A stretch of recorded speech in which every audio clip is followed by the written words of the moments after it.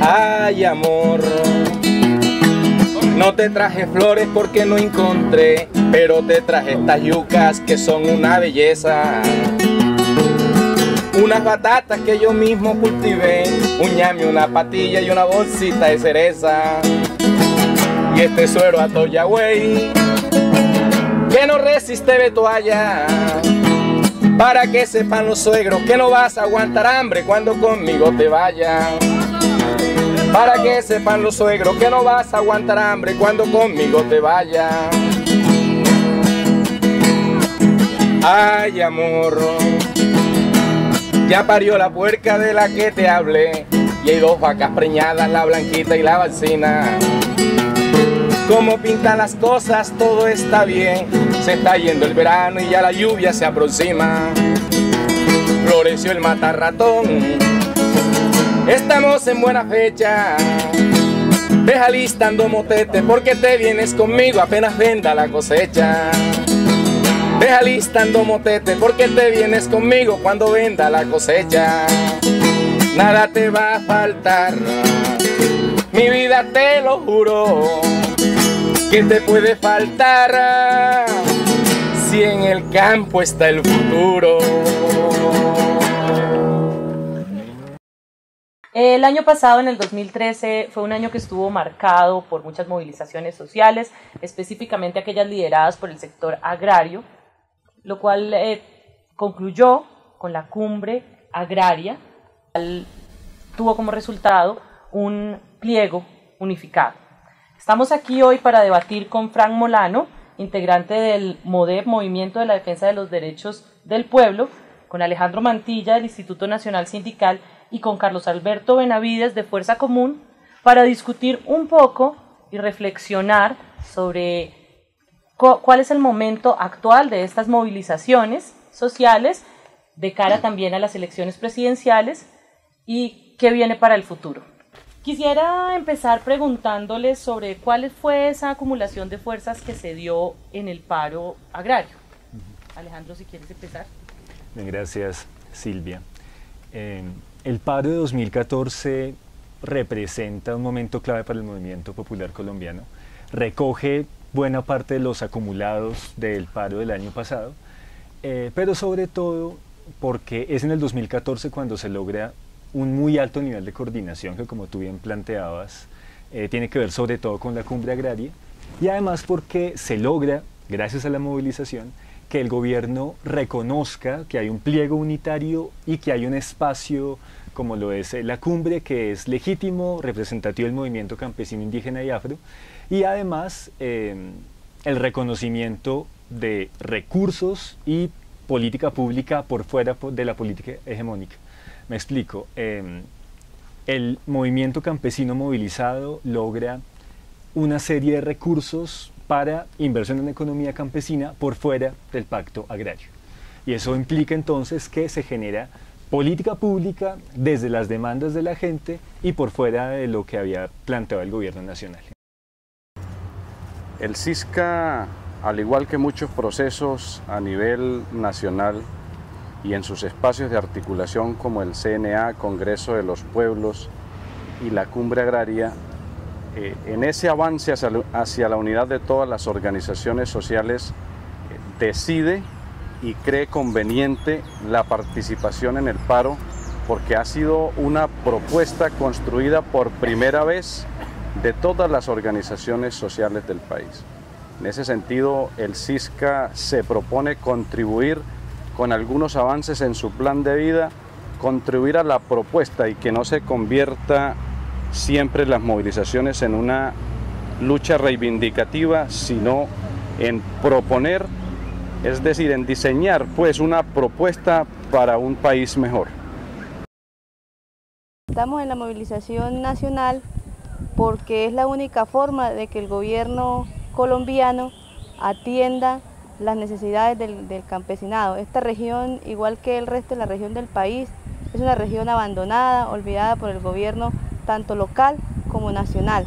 Entonces, en la convocatoria que se está haciendo desde el CNA y la Mesa Nacional, estamos unidos a a la movilización pidiendo que se atienda por favor el pliego unitario.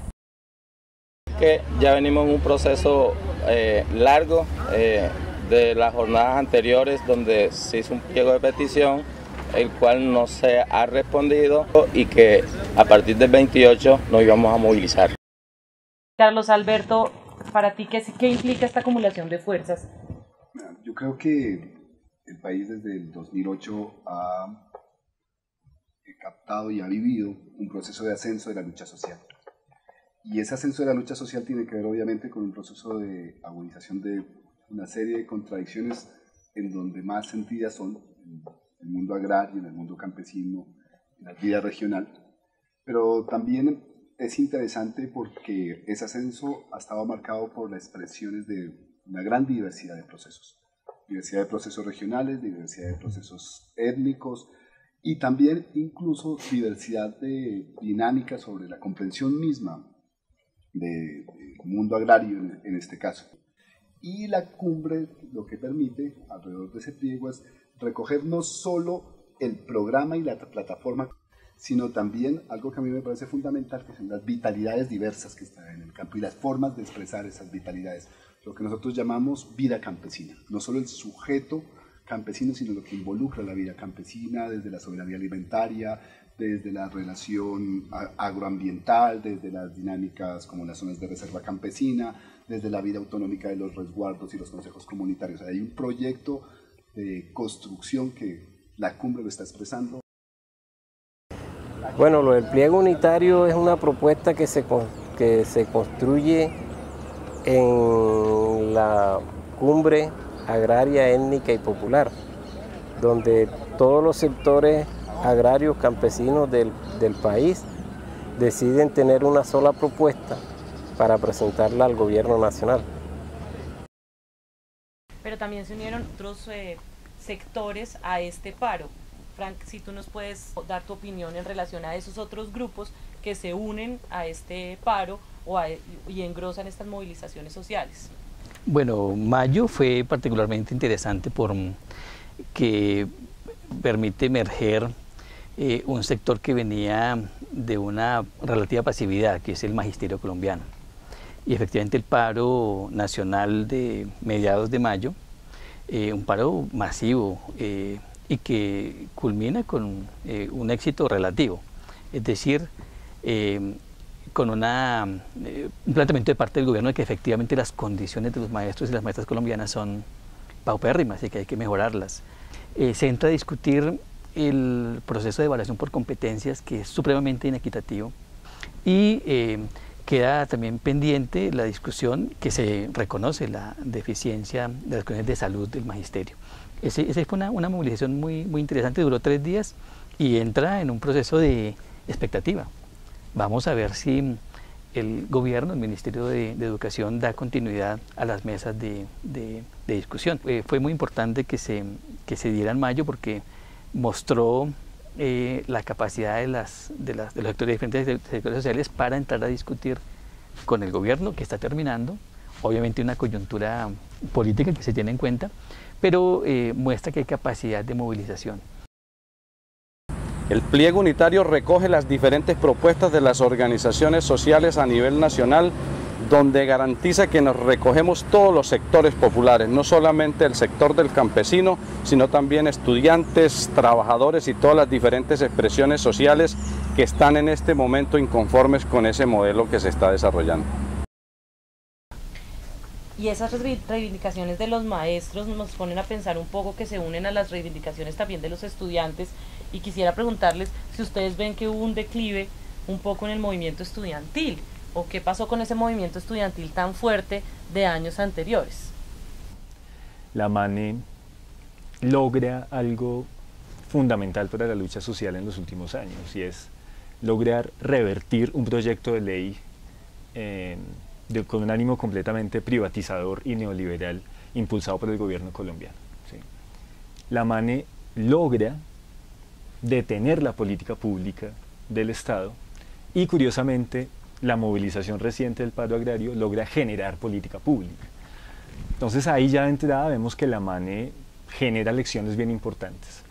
pero luego, desafortunadamente, y creo que es algo para evaluar, no logra una continuidad ni de movilización e incluso organizativamente la MANE se debilita bastante. Tal vez los debates internos o tal vez la redacción de ese proyecto de ley alternativo no generó, digamos, la posibilidad de mantener un espacio unitario como el que se venía construyendo.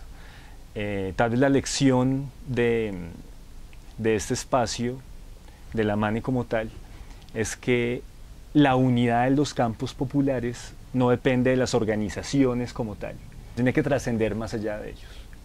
Yo creo personalmente que tal vez el gran error de la MANE fue limitarse a las organizaciones estudiantiles y perder interlocución con el movimiento estudiantil y con los estudiantes en su conjunto. Desde esa perspectiva, creo que sí hay interlocución y sí hay una articulación muy interesante de varios sectores en estas movilizaciones que se han venido dando en ese pliego unitario. ¿Ustedes creen que esa línea ascendente se mantiene? O sea, en términos de la tendencia de la aplicación del modelo y la dinámica, digamos, económica en este país, uno diría que el proceso tiene todas las oportunidades y todo el escenario para seguir ascendiendo, pero tiene una serie de retos que creo que son importantes señalar justamente para que ese ascenso sea posible. La primera, por ejemplo, es reconocer cómo atar sinergias regionales. Mira, nosotros hay más o menos 6 mesas regionales agrarias, diversas, ¿cierto? Con ganancias distintas, incluso a veces con enfoques distintos. Es muy importante lograr estabilizar esas relaciones, no desconocer los procesos de esas mesas regionales, que no nos vuelva a suceder esto de la escala local, regional y lo nacional absorbiendo en un país. Ahí hay un reto que es fundamental. Si la cumbre, y yo creo que lo está haciendo, por la disposición que se tiene, logra construir esa sinergia entre diversidades, pero también recogiendo, atando, comunicando, etcétera, etcétera, el proceso creo que irá ascendiendo y de una manera muy interesante y novedosa para el país. Y la otra también, y con esto termino frente a eso, es lo que ya lo señalaba Alejandro, o sea, tenemos que tener muchísimo cuidado en que una serie de discusiones sobre táctica y estrategia política no necesariamente sean las discusiones de la táctica y la estrategia del movimiento. Eso creo que se ha logrado en la cumbre. Y el último es que no necesariamente todo el comportamiento del campesino, de lo campesino y del agrario es similar. Las dignidades agropecuarias representan 2 tipos de esfuerzos distintos al campesino que ha peleado por la tierra en este país, que ha peleado por la soberanía alimentaria de este país, que ha peleado por la construcción territorial de este país, que es más o menos la gente que está en la cumbre. O sea que seguramente no vamos a encontrarnos con el mismo tipo de reivindicación dentro del sector, ¿cierto? Y que la política tendremos que pensarla en términos de Estado y no solo en términos de gremio. Creo que hacia eso vamos y creo que la cumbre es un avance muy importante. Me parece que es un momento muy importante de la coyuntura del país en la que nosotros, el campesinado politizado, intenta constituirse en un actor estratégico en el país. Este paro nos ayuda a consolidar el movimiento agrario, a consolidar las relaciones con otros sectores populares, indígenas y afrodescendientes y nos plantea un escenario en el que nosotros podamos incidir en la medida en que encontremos una alternativa que esté más acorde a nuestras apuestas y a nuestro pliego. ¿Cómo analizan esa elección de esa fecha para lanzar el paro y cómo eso podría llegar a haber afectado las elecciones presidenciales? Aunque diríamos que hay dos temporalidades ahí cruzadas. Hay una temporalidad, digamos, política asociada a los ciclos electorales, en donde obviamente todas las fuerzas políticas se tensionan para sacar el mejor provecho. Hay otra temporalidad que es la gremial, la social, ¿no? No siempre coincide. Creo que en esta vez hubo una coincidencia y de hecho en las discusiones previas, efectivamente hacer una presión social en tiempos electorales en un gobierno que sabía después de marzo que cuenta con una oposición de extrema derecha fortalecida, pues tiene que jugárselas en 2 sentidos, en ceder espacios y obviamente cooptar. Vamos, ahí lo que tiene que hacer el movimiento social en adelante es cuidarse de la cooptación, eso que llaman de las estrategias de implementación de política social, pues va a pretender cooptar. Entonces cooptar quiere decir, aceptamos su lucha, lo reconocemos, pero trabajan en función de estas políticas que direccionamos desde acá. ¿Qué son los riesgos? Los riesgos de las temporalidades, cuando se cruzan, y lo que está en juego, ¿no? Pero por lo menos desde la lectura que hacemos, hay una consideración de orden político. Hay que hacer el llamamiento al paro preelectoralmente para que sirva como escenario de discusión de futuro. Desde nuestro punto de vista consideramos que no tiene incidencia y hay una razón sencilla. Hay quienes lo están planteando de esa manera justamente para sacar provecho político. Nosotros lo que decimos es que el paro se da producto de unos acuerdos incumplidos que han generado una crisis tanto en el campo como en la ciudad. Aquí, independientemente de que haya una jornada de elecciones, el pueblo decidió salir y el pueblo salió a exigir sus derechos. El pueblo se cansó de estar solamente en una lucha reivindicativa. Aquí no existe ningún interés de favorecer a nadie. Aquí se necesitan respuestas de un gobierno que no ha atendido las necesidades del campo, que no ha atendido las necesidades de todos los sectores populares y que no ha atendido las necesidades de los sectores más deprimidos. ¿Y tú crees que en términos de resultados, ya en este momento, cómo impactó eso digamos, a esos sectores políticos y cómo se vio eso ya claramente sobre los resultados de las elecciones? Hay varias cartografías que están haciendo analistas para tratar de establecer si hay coincidencia entre los centros de las luchas campesinas, sociales del 2014 y los escenarios digamos, de auge electoral, ¿no? No siempre coinciden. Es decir, en las dinámicas de la agenda electoral y la agenda de la lucha social se cruzan, pero no creo que sería muy complicado decir en donde fue más fuerte y ganó el movimiento, esta gente votó por Santos, no necesariamente va a ocurrir. Podría pensarse que de repente en esas negociaciones del presidente Santos no fueron lo suficientemente asertivas para lograr un mejor impacto en estas primeras elecciones, o sí tuvo el impacto esperado en lanzar el paro en ese momento y ejercer esa presión. Esas dos temporalidades no siempre encajan. Yo he insistido en que el movimiento campesino no se moviliza haciendo cálculos electorales, pero que sí se puede aprovechar la temporalidad para tener precisamente mayor capacidad de negociación. Y eso se vio muy bien en el paro anterior y el decreto que el resultado de la negociación lo muestra muy bien. No obstante, hay que reflexionar sobre lo que plantea Frank, es decir, cómo se logra tal unidad en la movilización sin que eso se revierta en una unidad político-electoral, digamos, más amplia, ¿sí? Porque mucha de la gente movilizada apoyó el voto en blanco, otra se abstuvo, otros fueron con la candidatura de izquierda de Clara López y Aida Abella, incluso un sector importante también apoyó a Santos, y eso refleja precisamente la diversidad de temporalidades y la diversidad de espacios, ¿no? Y yo creo que es muy interesante que la gente pueda encontrarse para movilizarse, aunque milite en partidos distintos y tenga dinámicas distintas en términos electorales. Eso es muy interesante porque muestra que la unidad va mucho más allá de este propósito electoral. Pero no obstante sí muestra carencias de construcción de unidad a largo plazo y estratégica que desafortunadamente en el corto plazo no se ven, digamos, venideras, ¿sí? No se ven venir. Y por otro lado, algo que parece fundamental y que tiene que ver con algo que mencionaba también Frank, es la dificultad y la amenaza permanente del gobierno Santos frente a la cooptación, ¿sí? Hay gente que dice que hay dos tipos de neoliberalismo. El neoliberalismo del puro garrote, a lo Thatcher, a lo Reagan, a lo Pinochet, a lo Uribe, o el neoliberalismo tipo Blair y Santos, que es garrote y zanahoria, ¿sí? Pero ¿qué pasa? Que la zanahoria busca precisamente cooptar el movimiento social. Bueno, no se ve mucha confianza en los candidatos que hay porque todos como que se arropan con la misma cobija. No se nota ese carisma de algunos de ellos para solucionar esta problemática que tiene el sector agrario. Si bien es cierto, este no es problema solo del actual presidente, yo creo que esto viene siendo, bueno, unos 4 gobiernos atrás, 4 incluyendo este, digamos, Pastrana, Uribe en sus 2 ocasiones y por último Santos. Este es el resultado de todo este malo diseño que ha habido y bueno, en estas elecciones pues yo veo la cosa un poco bastante difícil.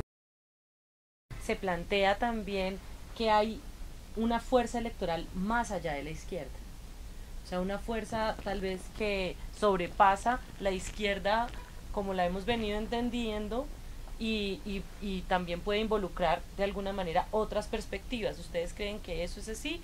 Yo veo el panorama, digamos, electoralmente, en términos de la tendencia que se expresa en elecciones, obviamente, desde el polo, y que haya crecido el voto en blanco, que expresaba también opiniones de izquierda, es decir,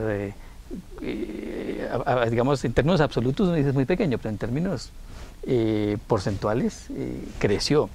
Y ahí hay sectores que reclaman otros lugares, así sea simbólico, pero el hecho de que en el municipio de Piedras, Tolima, este año haya habido una consulta contra la gran minería y que casi que por acuerdo la gente dijo, aquí no votamos o votamos en blanco y ganaron. Es decir, no creemos en esto, vamos a construir desde otro lado. Eso es muy interesante. Son gestos políticos que uno diría son de izquierda, que no se expresan dentro del polo ni se expresan en esas dinámicas.